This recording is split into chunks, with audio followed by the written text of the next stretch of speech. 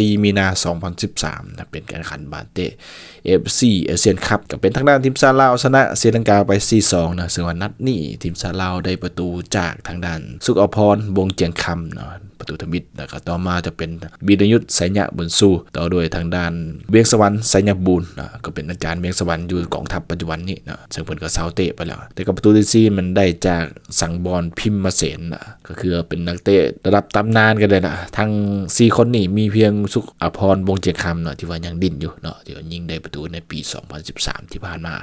ส่วนอีก3คนก็แม่นเซาเตะไปแล้วส่วนหลายก็จะเป็นหันโตมาเป็นครูฝึกนะแล้วเขาไปเฮ็ดเบียกส่วนโตนะธุรกิจของตัวเองหลายๆคนเนาะเดี๋ยวมาเบิ่งต่อกันที่นัดที่2นะก็เกิดขึ้นในวันที่3พฤศจิกายน2016เป็นการแข่งขันบาเต้ FC โซลิลาริตี้นะครับซึ่งรายการนี้ก็จัดอยู่ที่ประเทศมาเลเซียนะมาเลเซียเป็นเจ้าภาพนะปรากฏว่าเป็นทีมชาติลาวชนะไป 2-1 เนาะก็ถือว่าทีมชาติลาวได้ประตูจากทางด้านมุกดาสุขสวรรค์นะส่วนประตูที่2ได้จากการยิงของทางด้านคำพันธ์สุนทรนาลัยนะก็ถือว่าเป็นนักเตะที่ว่าในระดับตำนานของทีมชาติลาวกันเลยเนาะเพราะว่าปัจจุบันเป็นทั้งสองเป็นเซาเตะกันแล้วเนาะไปต่อกันที่นัดที่3เนาะเกิดขึ้นในวันที่28พฤษภาคม2019เนาะก็เป็นการขันบานเตะอุ่นเครื่องนะเป็นทีมชาติลาวเปิดบ้านเอาชนะทางนั้น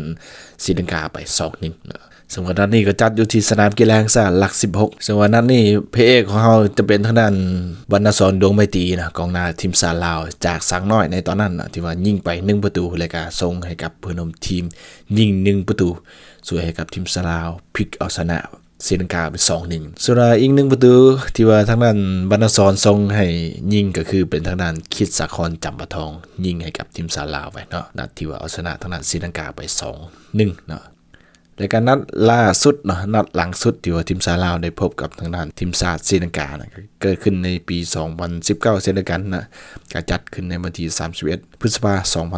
2019นะก็เป็นการแข่งขันนัดอุ่นเครื่องปรากฏว่าเสมอกันเนาะก็ต่อเนื่องมาจากนัดก่อนนั้นเนาะ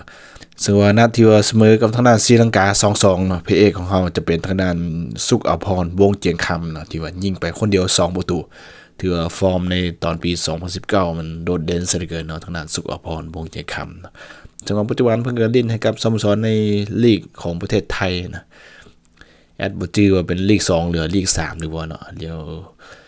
ไปเช็คเบิ่งข้อมูลเติมกันแล้วกันเนาะซึ่งนี่ก็เป็นสถิติการพบกันของทีมชาติลาวกับทีมชาติศรีลังกานะที่ว่าเกมจะลงสนามเป็นนัดที่5เนาะ